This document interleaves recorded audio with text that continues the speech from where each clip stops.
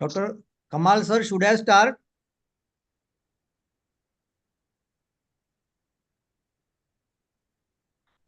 Okay, it is already 3. We can go ahead. So, dear all participants, We can good start, sir. afternoon to everybody.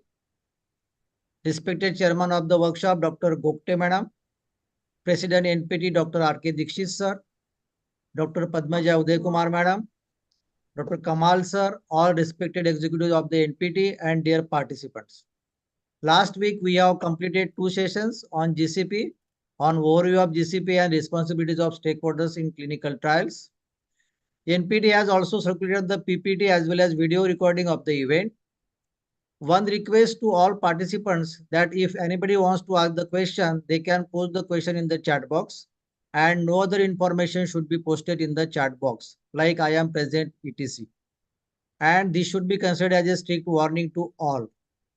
Moderators will take the question during the discussion and will be answered by the speaker in the chat box also. Now I request President of NPT, Dr. R.K. Dikshit sir, to release the video message of Organizing Secretary of NAPTICON 2024.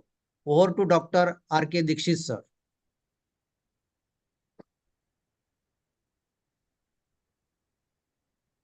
Dikshit sir. Yeah. So good afternoon, everyone. It's my pleasure to address you all. That I request you all to block 22nd and 23rd of November for a very prestigious and upcoming conference, which will be a sort of amalgamation of all these stalwarts of the pharmacology throughout the country, and that will be in the city of Oranges and Tiger, that is Nagpur. So Dr. Dhakle is well prepared. He is preparing all. The team is preparing to welcome you all, and we are sure that we will be having a nice and fruitful scientific event during that. So I request Dr. Dhakle to please release the video prepared by him, whatever preparation he has made so far.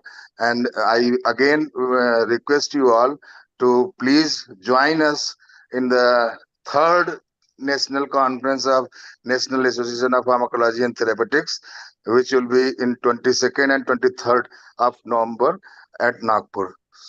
So Dr. Dhakle, please.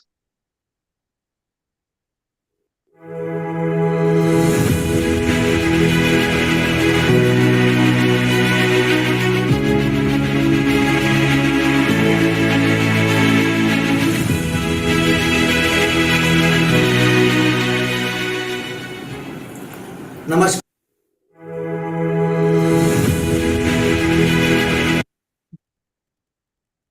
Is it audible? Yes. It is audible, sir. Very good.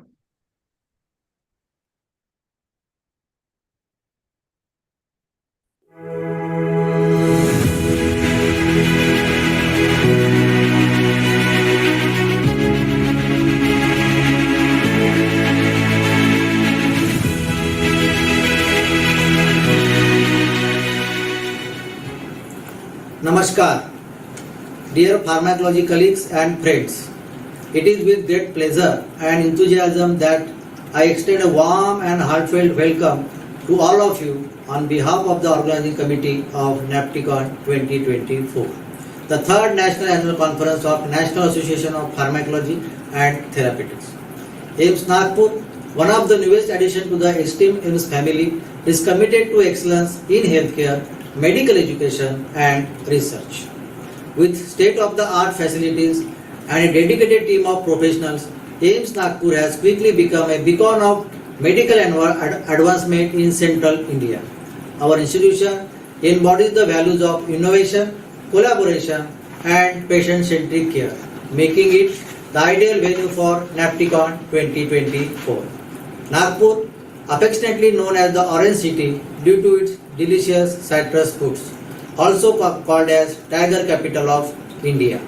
Nagpur seamlessly combines tradition, and modernity, offering a rich cultural heritage, a thriving culinary scene, and the warm hospitality of its residents. From historical landmarks to natural wonders, Nagpur presents a tapestry of experiences that will undoubtedly leave an indelible mark on your hearts.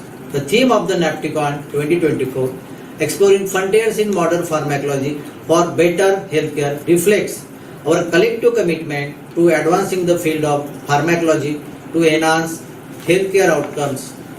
Nagpur 2024 promises to be an exceptional event bringing together MD pharmacologists, therapeutic experts, and researchers across the country. I invite you all to participate actively in Napticon 2024 and contribute to its success. Your expertise and presence will undoubtedly enhance the quality of our discussion and promote meaningful achievements in pharmacology and therapeutics. Anticipating your enthusiastic participation and valuable contribution. Long live NPT, Jai Hind, Dhanyavad.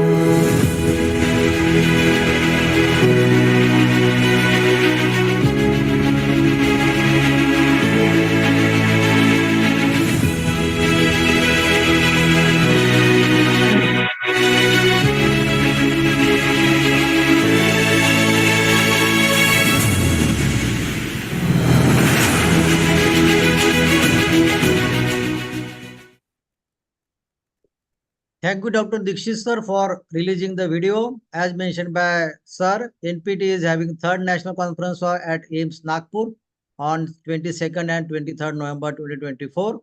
Again, as Organizing Secretary of Napticon 2024, I request all of you to register for this annual conference. Today, we are having two new topics. There is slight change in the schedule.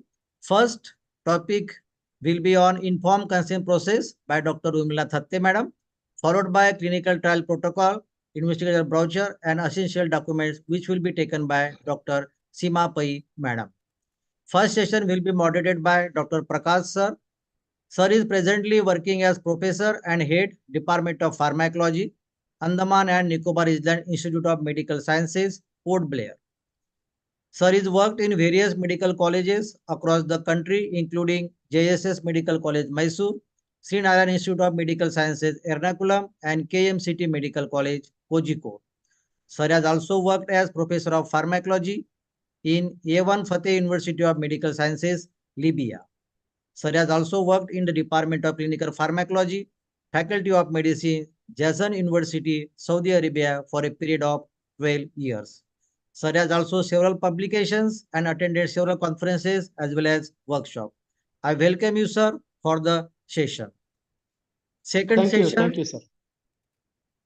session will be moderated by Dr. Deepak Langde, sir. Deepak Langde, sir, is presently working as Professor and Head, Department of Pharmacology, D.Y. Patil Medical College, Navi Mumbai. Sir is also Member Secretary of Ethics Committee as well as IAEC and Pharmacovigilance Committee at his institute. Sir has also done Mayo Clinic Certified Simulation Instructor course. Sir is multitasking personality and he is also Editor-in-Chief for D.Y. Patil Journal of Health Sciences, Navi Mumbai. Sir is a certified trainer for clinical trial ICH GCP statistics as well as NDCT 2009. Sir is also visiting faculty at Mumbai University Department of Statistics, and sir is having more than 110 publications in national as well as international reputed journals. I also welcome you, sir, for the webinar. Now I request Dr. Prakash sir to introduce today's first speaker, Dr. Urmila Thatte Madam. First session will be of 20 minutes, followed by question and answer session for 10 minutes. Over to Dr. Prakash sir. Thank you, Dr. Ganesh Lakli sir. So good afternoon to all my friends and colleagues who are attending today's meeting in the Zoom. And I'm glad to introduce Dr. Urmila Thatte, today's speaker in the first session. She has done MD, DNB, and also PhD in clinical pharmacology, and she has FNAMS also to her credit. And her areas of research, it includes rational use of drugs in developing countries, pharmacogenetics, therapeutic drug monitoring, ethics in biomedical research. And she is listed among the top 2% of the scientists in the world based on citation of papers. Congratulations, madam. And her key achievements, it includes ma'am is core time member of for National Ethical Guidelines for Biomedical and Health Research involving human participants in 2017. She also developed training modules in GCP, advanced GCP, National DSMB guidelines for the DCGI and WHO. She has conducted nationwide course on GCP for PI, EC, and sponsors and regulators also. And I'm glad to say that ma'am is having more than 300 publications, including her 10 books. So I kindly request ma'am to take over the stage for her session. Thank you, Thank madam. you. I welcome you. Can I share my slides? Can I share my slides? Yes, madam, please. Screen. You can share the screen.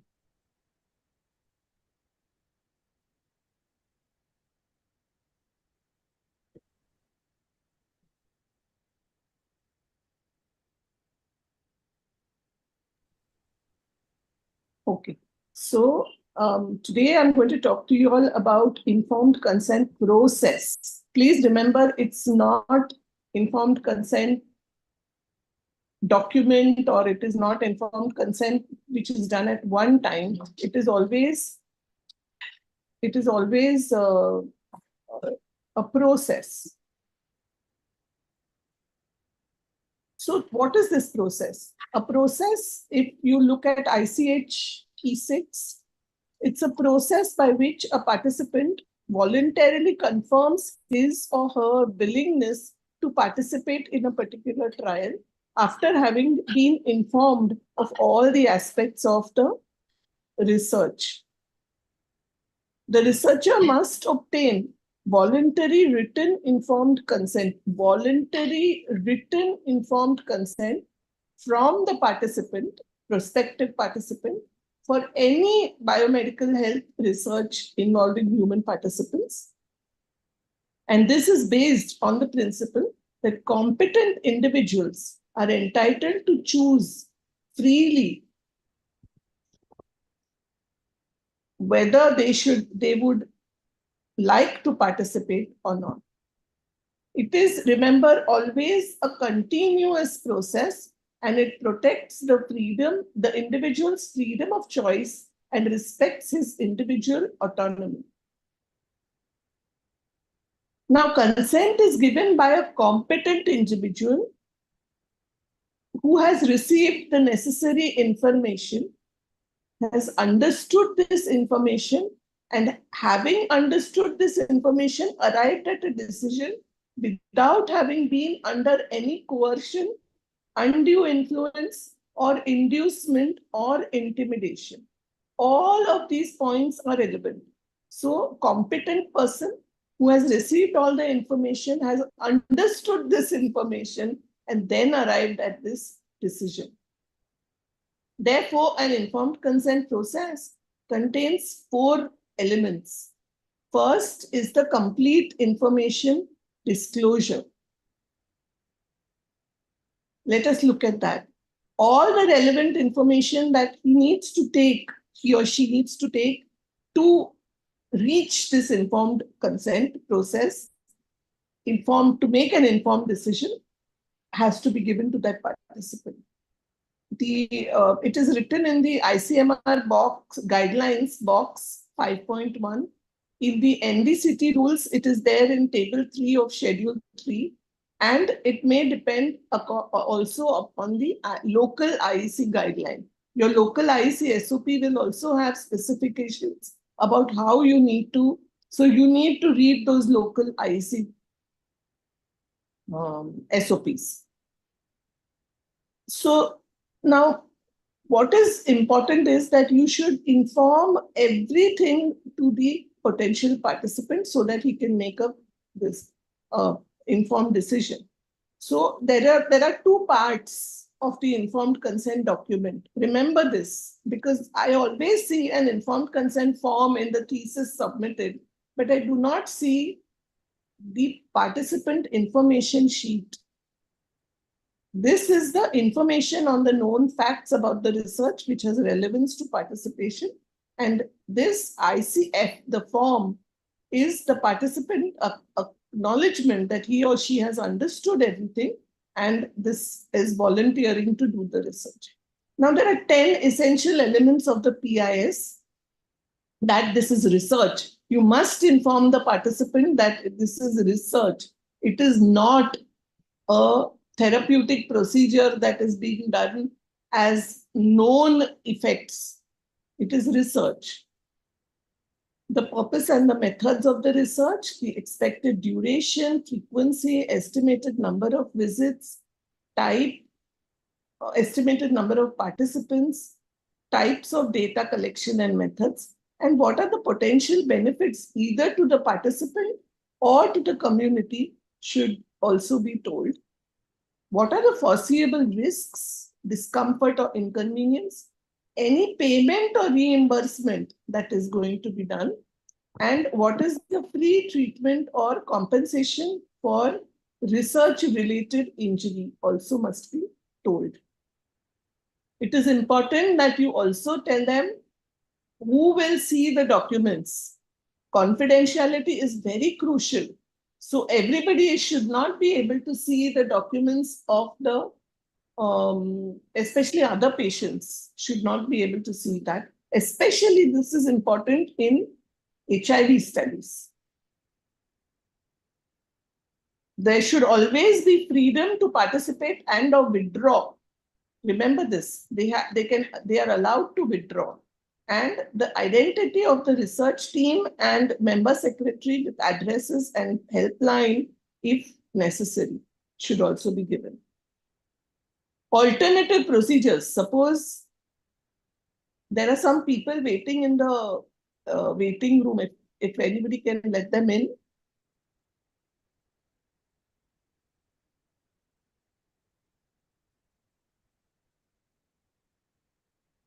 Any alternative procedures, pre-test and post-test counseling, insurance coverage, and foreseeable extent of information on possible current and future uses of biological material.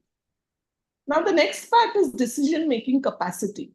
And the second part of that is competence. I'll just explain it to you in a little bit detail. The decision-making capacity is the ability to understand and appreciate the nature and consequences of the health decision and to formulate and communicate these decisions to the healthcare professional.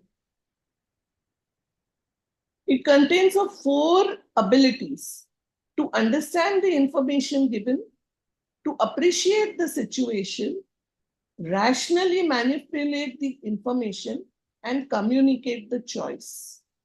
And it depends on cognitive abilities and voluntarism. Competency, on the other hand, is a legal notion, and it is the individual's legal ability. So a child, for example, cannot give consent. It's not because he can't understand it. It is probably because he's legally not allowed. So that is the competency. Then is voluntarism. What is voluntarism? Voluntarism is the ability of an individual to judge freely, independently, and in the absence of coercion, what is good, right, and best for his own situation, values, and prior history. And the last is authorization. The participants must communicate their decision taken voluntarily. This is in the form of signing an informed consent document. The biggest risk in all this study is reading the consent form. Do not make your consent form so complicated that nobody can understand them. Now, there are different stakeholders in the informed consent process. Direct are the potential participant, the legally acceptable representative, and or the impartial witness as applicable, the investigator site, and the sponsor. While indirectly, the IEC and the regulator are also participating in this process. Now, the investigator should be appropriately qualified, should have GCP. All this you know, because I will not spend time on this. You should also have space, infrastructure and space. I remember once when our ethics committee was monitoring our audiovisual consent recording, and they said that the other child, little child, the baby of the mother, there were two babies, and one child was participating in the research. Of course, because the baby couldn't give consent, the mother was giving consent on behalf of the baby. But this has to be done privately, is what the ethics committee felt. We didn't know exactly how we could do that because there were two babies and there was nothing we could do about one baby could not be kept away from the mother. And this was a real problem that we faced. We couldn't solve that problem. The informed consent process has to be done as per the regulatory guidelines and laws. Now, the sponsor should also have the resources to develop an ICD as per the protocol and prepare vernacular translations. All this is the sponsor's responsibility. The IEC should have its own SOP to decide how to review. The non-technical members are the most important, especially the lay member, who must carefully review the ICD to see if they understand the technical terms. The most important thing is for the lay person to be able to speak in the ethics committee meeting. Often they don't get to speak. They do not know. They feel embarrassed or they feel diffident to speak in the consent, during the meetings. So therefore, IEC should monitor the informed consent process, either review the consent forms or review the consent videos when it was actually happening, or actually observe the consent process. Now, what is a legally acceptable authorized representative? It's important for us to understand this because one day somebody phoned me and asked me, can a LAR be an impartial witness? And the answer to that is no, because an LAR is an LAR and is not impartial. The LAR is somebody who is related to the patient and therefore is definitely a legally authorized representative, is somebody who is either the mother or the father or the child in the case of elderly individuals. Now, the participant should be informed to the extent which is compatible with his understanding. So, for children, informed parents will be the legally authorized representative if the child is less than 18 years. Now, approval of the older children between 7 to 18 years has to be taken, written from 12 to 18 and verbal from 7 to 12, and must explain to the extent the child will understand using age-appropriate information sheet. So 2 documents will be signed, one from the parents or the legally acceptable representative and one from the child, which is the assent. And remember, the child's dissent should also be respected. So how should it be documented? Participant or the participant's legally authorized representative and the person conducting the informed consent, that is the doctor. By the law, it is always an MBBS person who has to take consent.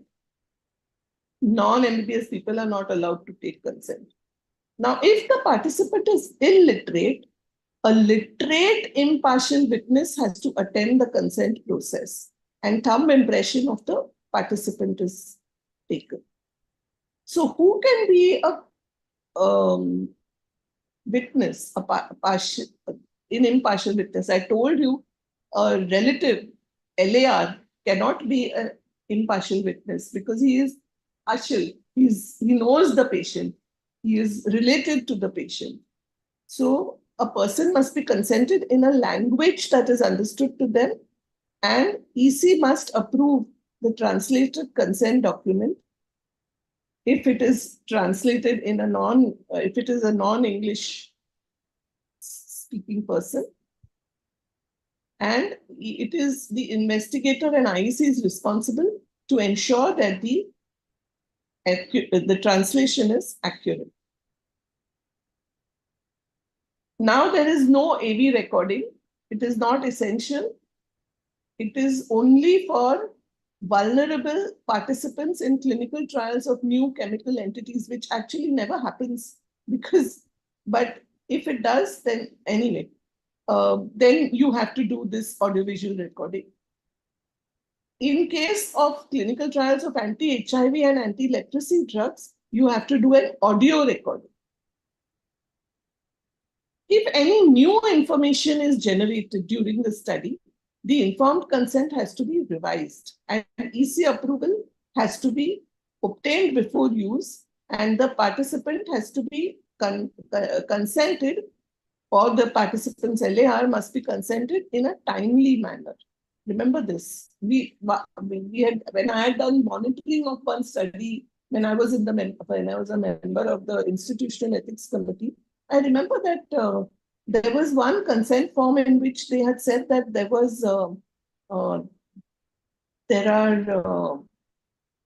are people who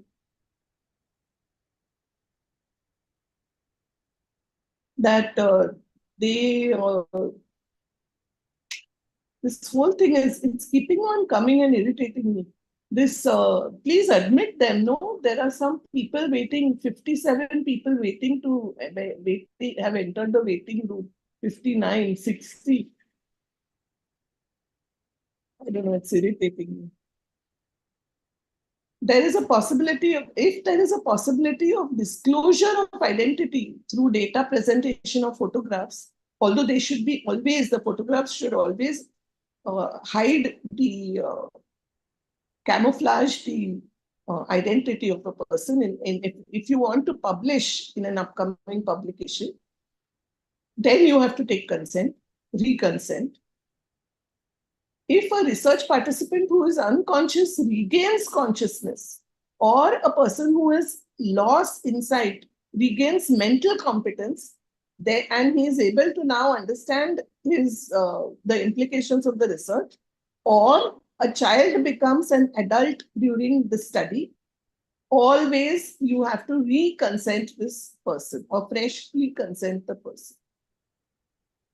Now, what is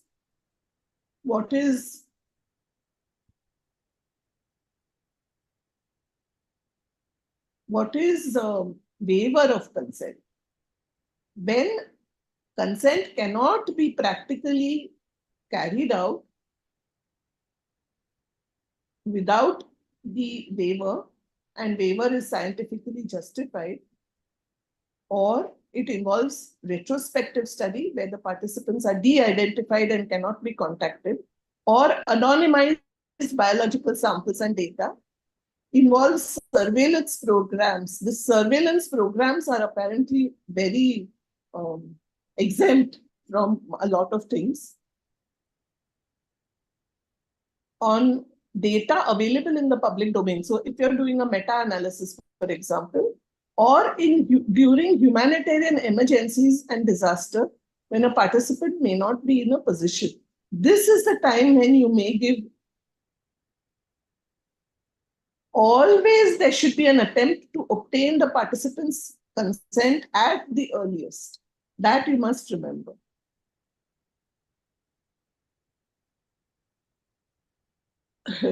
So it often happens, Many people ask me this doubt. Sorry.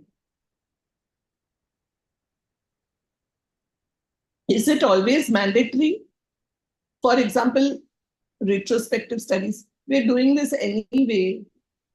The other thing that students do often is they use generic ones. The ones that your ethics committee gives you as an example, you use that.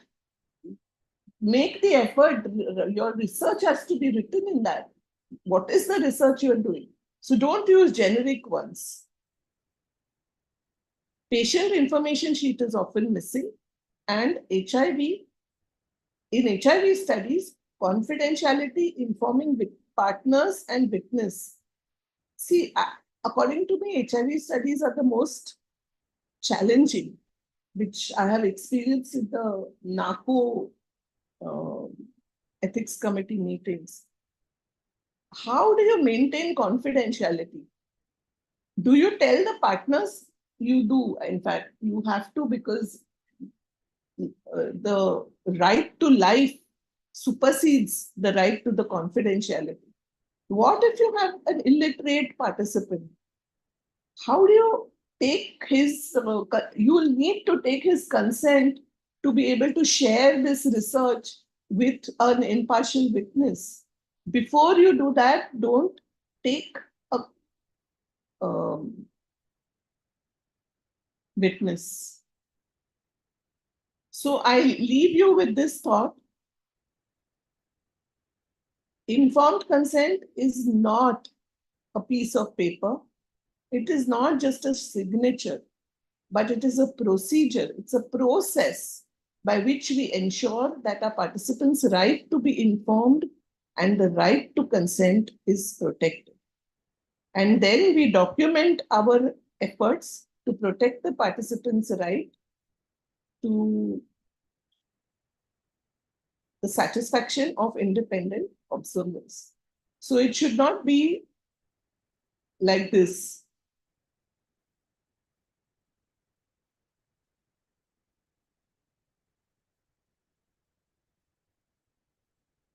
God, this is terrible. Now, repeat after me. Yes, I want to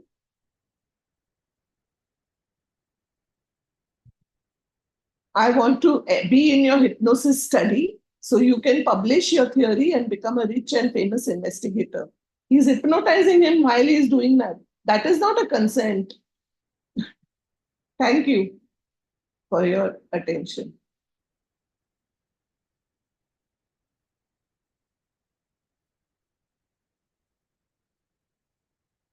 I'm done. Thank you, Dr. Urmila Madam. Thank you for your nice presentation and all the details about the investigation and all relevant details about the consent form. It will be very useful to all of us. And if there are any questions, I request the audience to put in the chat box. Sir, there are 1 to 2 questions. Madam, first question is, how to document the electronic consent? How to document the electronic consent? The documentation will have to be done by written consent only. It will have to be a written informed consent. The next question is... Seema has an answer to this. If Seema has a different answer, then maybe it would be useful to hear. No, I would say that what we do is absolutely what you said, that we do document it in writing, apart from, like making sure the audiovisual consenting is there. And for the e-consent related part, we generally take the copies of the transcript and keep that. That is the other way of documenting it and certifying it by the PI. That's how we would do it.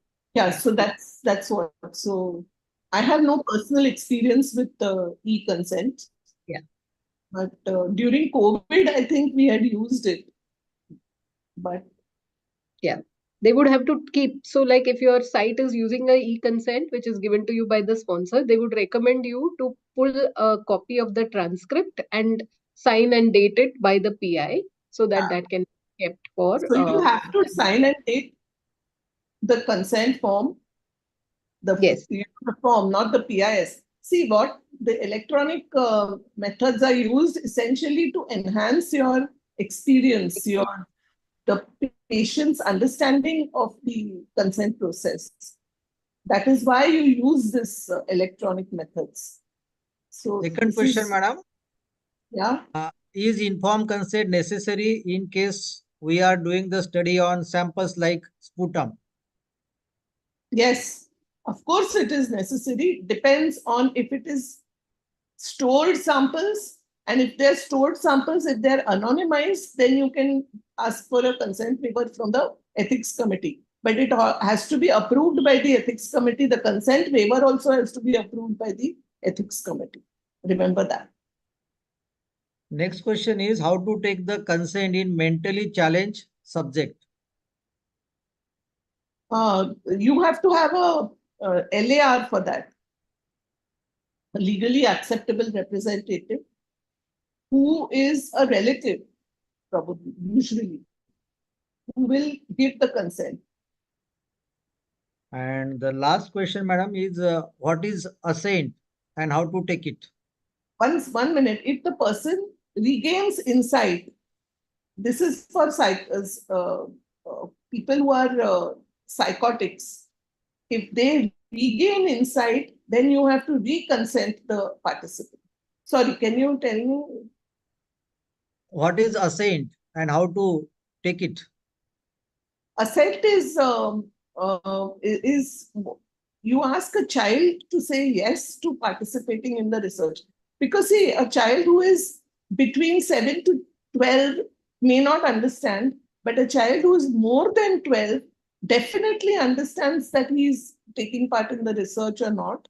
And we must make sure that his assent is also taken. So that is what is the, I mean, you want to know how to take the assent.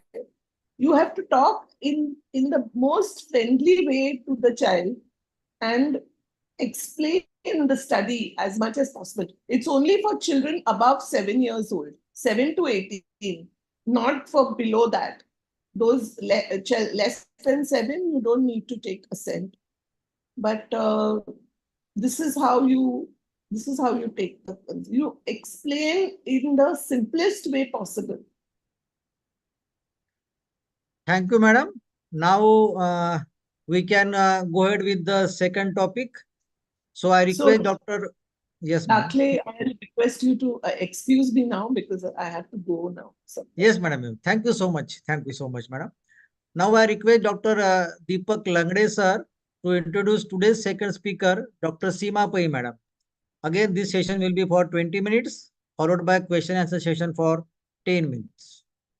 Over to Dr. Deepak Langde sir.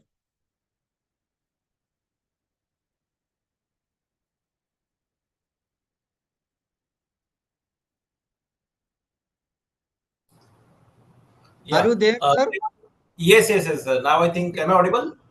Yes, sir. Go ahead. Yeah. Thank you so much. Yeah. First of all, good afternoon to all the participants, dignitaries, and the resource faculty. I thank everybody, to all the organizers, for this good opportunity and such a nice and informative workshop being organized. So it gives me great pleasure to introduce the next speaker for this session, who is currently working as Director Clinical Site Operations India Cluster at Pfizer. She is responsible for clinical trial delivery for both global as well as local clinical trials in India. Currently, she also is a General Secretary for the Indian Society for Clinical Research, that is ISCR. She is one of the 4 members of the Project Management Committee Chair for Oncology, BIRAC, which she works pro bono. She has held various roles as a practicing pathologist, ethics committee member, a medical monitor, medical writer, and an editor. She has done her graduation of MBBS from Grand Medical College, Mumbai, and MD in pathology from TN Medical College, Nair Hospital, Mumbai. She has several published papers in national and international reputed journals.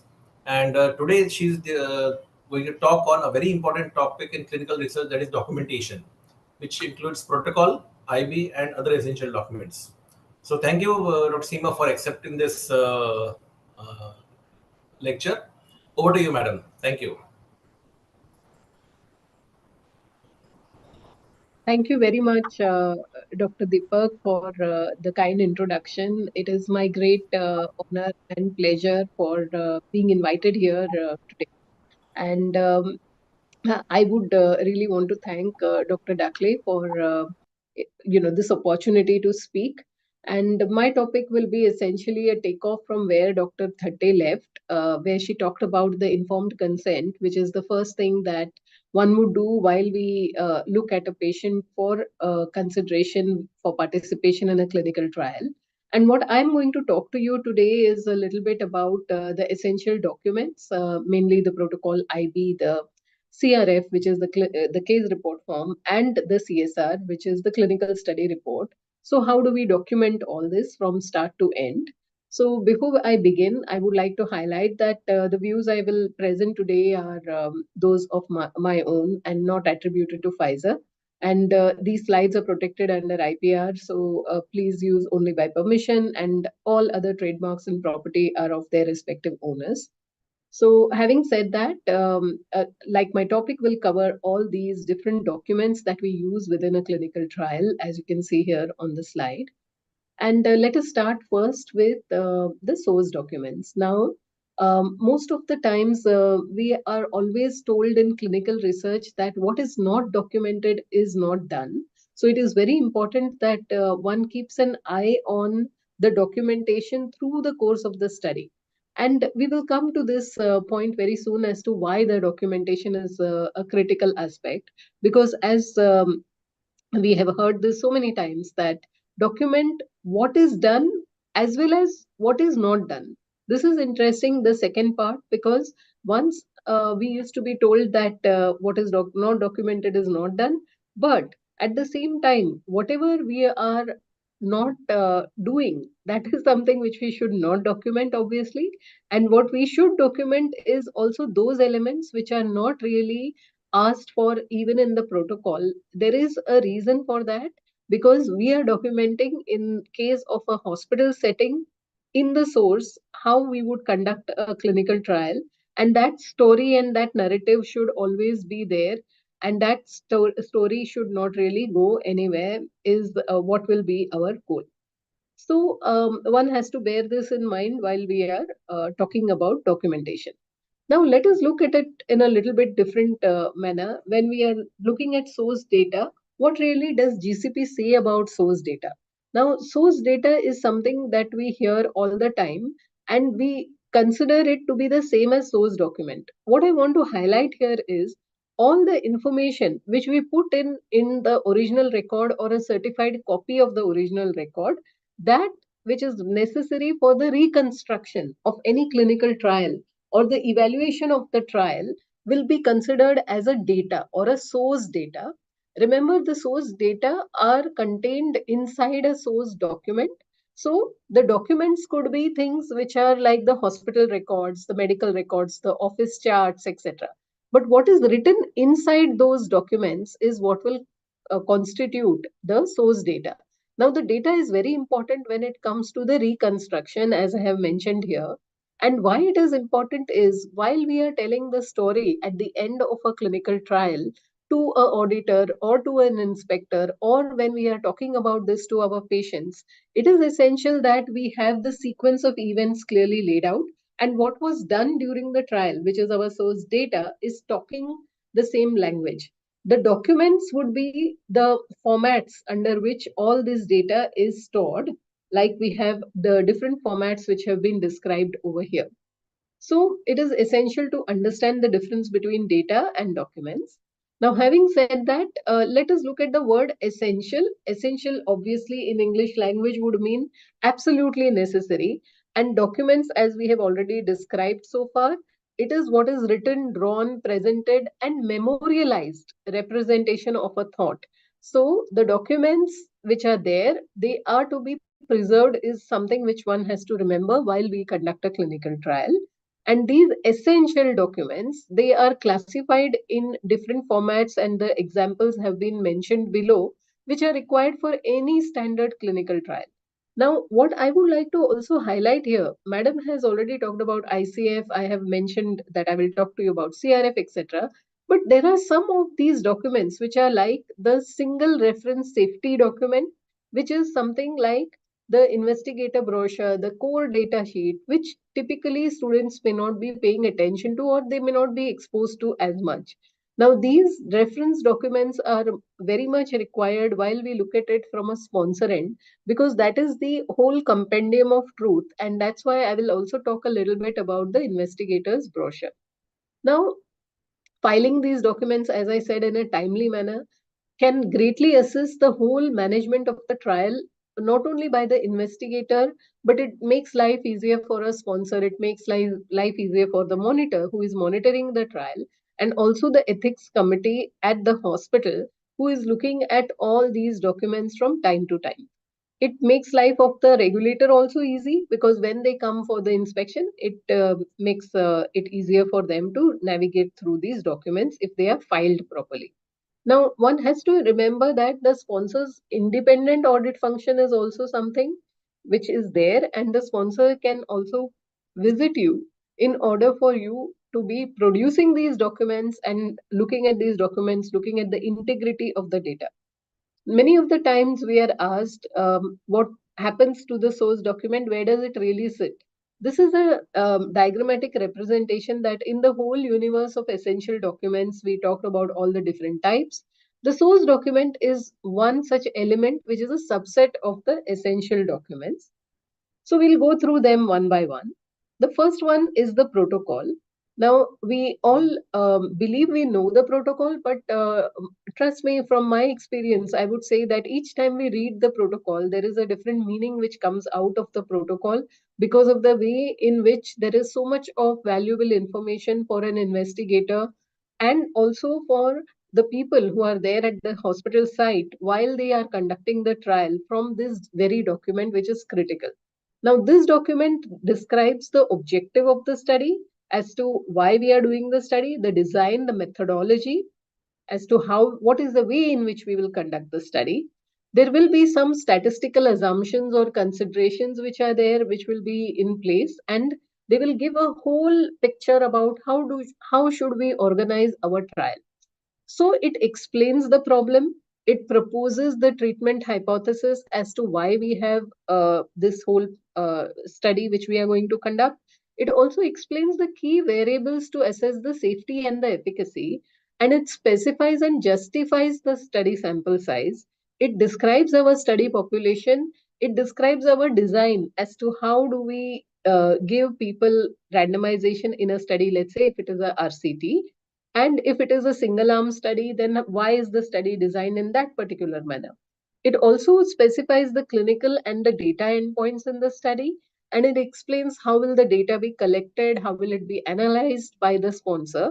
So it gives complete transparency from start to finish of a clinical trial. So how does it look like? I wanted to give a visual so that you as students can have a look as to how does it look in real life. So this is of a real protocol. So you can see here there is a study title which will be mentioned. There will be original protocol. If there are amendments, then there will be various amendments. If there are countries which are specifically for a particular amendment, there has been a country which has been requesting an amendment based on the regulator's recommendation, then that is what is mentioned in this manner. And then you will have the sponsor, who is the one who is funding the study.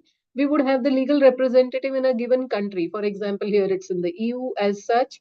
And then there will be a regional office which is there for that particular entity. Then all of that is described on the front page of the protocol.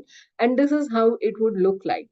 Now, apart from the title, the protocol identifying number, the PI's name, we would also have the IND number or the sponsor name and the details which are included. And we would also have the funding source, apart from the draft or the version number and the date, year, month when that particular draft was released. And as we could see from the previous illustrative, that there would be amendments, and those dates also will be required to be chronologically mentioned, as we have seen in the previous one. Now, there are multiple sections in this particular protocol, and you will see that there is, apart from all that I have mentioned, the key roles of the people who are going to participate.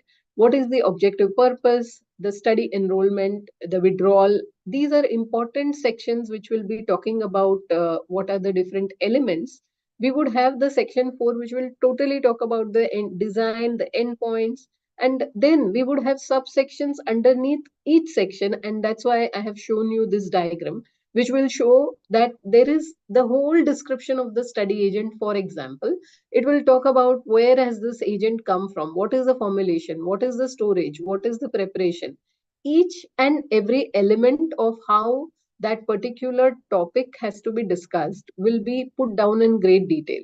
So if ever you start to design a protocol, these elements are available in the ICH GCP E6R2 as well as in the draft R3, where you will see several different items which have been elaborated for the protocol designing as well. And there is a whole lot of description, like you can see here, for every section. So, for example, the 7th section will talk about the procedures, then there will be assessment of safety, and all of that will be described below in the protocol in every given section.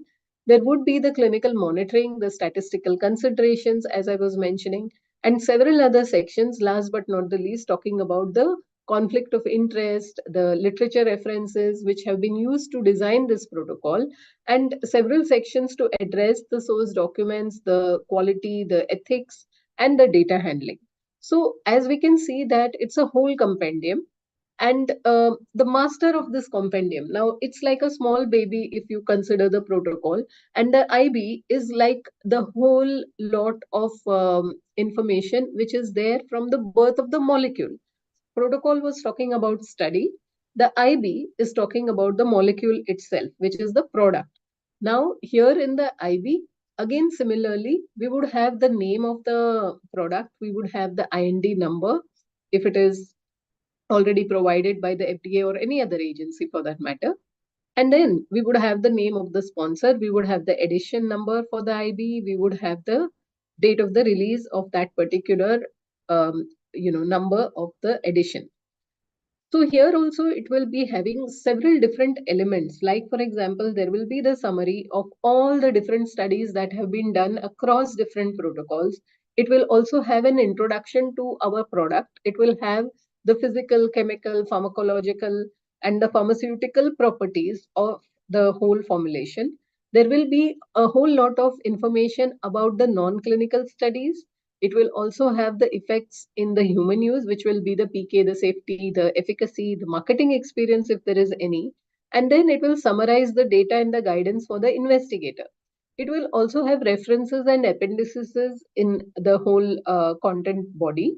And again, like we saw for the protocol, the IB will compile everything regarding the investigational product per se. So if we have to look at anything about the product, we have to go to the IB. It will have clinical, non-clinical data. Now, what is the purpose of this IB? One might think that we have so many protocols. Can't we pick one protocol and start to read it and get understanding about the product? The answer is the protocol will be giving a very short information about what is our product and not really talking about all the studies that have been done in a given life cycle of the product. So the IB will be providing our investigator as well as anybody who is involved with the clinical trial about the understanding of the rationale, about the compliance with several different methods as to what is the genesis of a particular dose, let's say, what is the frequency of the dose, what were the studies done to prove that dose, what were the studies done to prove the intervals, what were the methods of administration, and what were the different formulations that were used for a given protocol. It also would give an insight into the safety and the safety monitoring procedures for a given product, and it would also provide the support to the clinical management of the study, saying that what were the lessons learned from the previous protocols and how this has now been incorporated into the whole program per se. So this is presented in a concise, simple, objective, balanced, and a non-promotional format. Remember the word non-promotional because it is that the pharmaceutical company is designing this investigator's brochure, but it has to be extremely rooted in science, and the R&D part of it is the one which designs it and not used for any kind of promotional activity saying that, hey, my product is great. So that is where the difference would be there. It enables the clinician to look at the scientific aspects. It helps the clinician make a balanced view and an unbiased view and do a risk benefit assessment in order to look at the appropriateness of what is being proposed in the protocol. So if the protocol is saying we are going to use a dose of 50 milligram, for instance, what is the basis for the 50 milligram? Have there been other studies that have been done? We'll be talking in the investigator's brochure. Now, this has to be revised annually or per the sponsor's SOP. This is extremely important so that the data remains contemporaneous. Now, the extent of information will vary with the stage of development. So we can clearly see that when it is a small baby, as in there is only one trial that has been done, the IB will be very tiny. But at the end of the day, when the program fully gets full-fledged and fleshed out and reaches the market authorization stage, the IB would be a whole compendium with several pages, several studies which are listed, and all the safety information listed across different studies and all the other materials that I highlighted earlier. So there will be also importance to understanding that when it is a marketed product, while we understand the pharmacology from a medical practice perspective, an extensive IB here may not be important, may not be useful and necessary because nobody is going to read the whole story. They would read the information brochure or the package leaflet or the package insert and the label, which is very so critical. And that will be including the comprehensive information.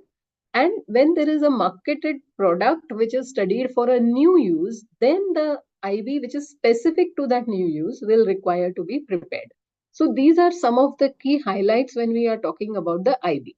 Now, for the informed consent document, we have already heard from Madam about the voluntariness of an informed consent.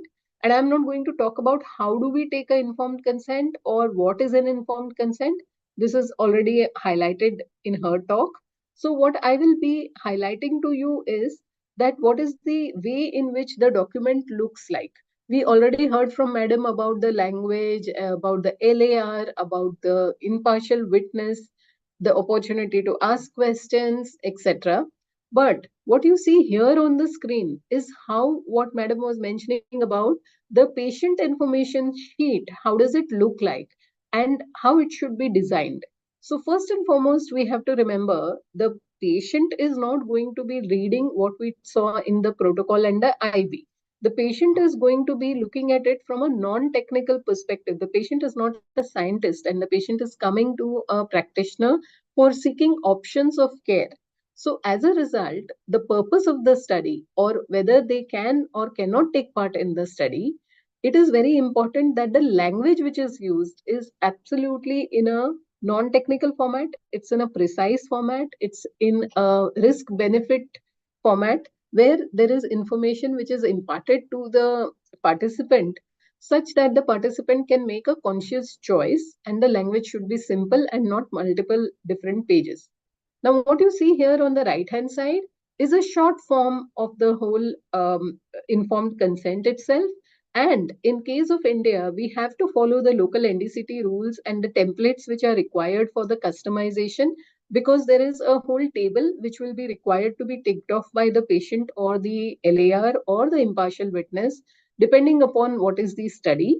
And essence will be required whenever there are pediatric participants who are less than 18 years of age, where we will have to develop different documentation for that particular age group for a given study. So there are some more key documents which one will require to remember when we are talking about documentation in a clinical trial. One of them is the delegation log. Now, this is something which we see at a hospital site, and this is a very important document which is often ignored because here the principal investigator is delegating duties to different types of staff at the hospital, and any mistake in this is easily going to lead to a lot of findings for a hospital site, and one has to be extremely careful, and this is how it looks. So the whole idea here being that who is that staff, what is the staff's ability to understand the task, whether the staff has got respective training for doing that particular task to the full abilities or not, and then from which date to which date that staff was involved, and the PI to take responsibility of making sure that can be done by that particular staff. So several delegations can be done for dispensation of medication. It could be that CRF entries could be delegated, phlebotomy could be delegated, the essential document maintenance could be delegated, but all of that has to be listed in this delegation log, and it has to be contemporaneous again. We have to also have a look at another document which is very important, which the sponsor would always want to look at. It would be for the IP accountability, and this is how a form really looks like, where we have several columns which will talk about what is the reconciliation which is there, and who are the people who have done this reconciliation, which site, what is the used and the unused and the sealed containers at a given site. Again, the investigator takes responsibility and the monitor takes responsibility of overviewing it and making sure everything is in place. We have other documents such as temperature monitoring logs. And as you can see from the diagram here, nowadays, apart from the traditional paper-based temperature monitoring where we used to have Levy Jennings chart, etc., today there are temp tails which are there, which can be attached to the electronically to the device, which is storing the IP, and the temperature could be monitored. The temp tails are also used for delivering the drug to the site or the vaccine to the site. And then this temp tail monitoring is required throughout the life cycle of the study, and this is how it would look. And there should be a staff who is resetting and calibrating this device, ensuring the device is in place, functioning properly, and is validated device, and not any device where we will be not able to verify whether this has been misused during the course of the study. Now let's go to case report form, which is defined in the ICH 1.11, and each section of the ICH I have put down in the slides, which will be available to you, and also there in the ICH GCP document, in terms of which section it belongs to. So for the CRF, which is the case report form, which comes to the sponsor, this is a printed optical or an electronic document which is designed to record all the information which is a mimic to what is required as essential data to be collected by the sponsor, which is put in the protocol. And all this data must be collected on the CRF as in line with what the sponsor is expecting. Now, the data that will not be analyzed should not appear on the CRF. So we have a very strict data controls, and there are multiple guidances on how a good CRF is designed, which is essentially done by the data management related groups within any sponsor company. And they have the standard STDM guidelines which are there, which have a layout global standard on what should be there in a electronic case report form. Now, this is an evolution over a period of time, as we know that even today, for smaller studies which are investigator initiated studies where there is not enough ability to go in the electronic format, there is a paper based CRF which may still be used in some parts of our country.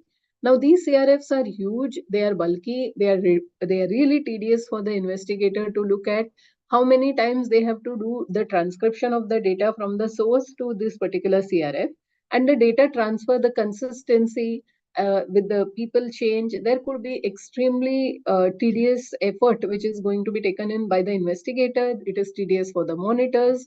It is tedious to transport and archive these documents, and the transcription is a nightmare. And hence, there is an evolution where everything is being used in an electronic format. And as we go by, there is also a lot of use of artificial intelligence, which is coming into play. And this, I'm talking about the other extreme, where a lot of the data checks and the sense checks, which are there within an electronic format, are being done by AI today. So there are two extremes which are simultaneously functioning in our diverse country when it comes to the CRF related discussion. And we have to remember that these paper CRFs are not going to be able to capture the images. They are not going to be able to capture the electronic patient related outcomes or the PI-related observable outcomes, or even the quality of life questionnaires, which are going to be answered by the patient in the patient's home setting. So all of this is something which is a disadvantage when it comes to the paper-based CRF, is what is the message I'm trying to give. So the world has already moved on into the eCRF format. Now, the components of the eCRF, one will be able to see here. It is envisaged to to tinker around with all the components of a clinical trial, right from the randomization to the barcode that you see here. You can see that all the graphs, charts, bars, and the reports can be something which the eCRF can give us. It can be at the comfort of the patient's home. It can give you a whole limbs data into the lab tracking mechanism. It can give all these scanned data which is there in the radiology departments, and it can be moved into the electronic format very easily. And hence it is very interactive when it comes to the interaction with the investigator. And I spoke about auto monitoring and the archival already. And hence, when we talk about documentation in a clinical trial today, there is a lot that has changed from the past. When it comes to the patient, the informed consent have become electronic.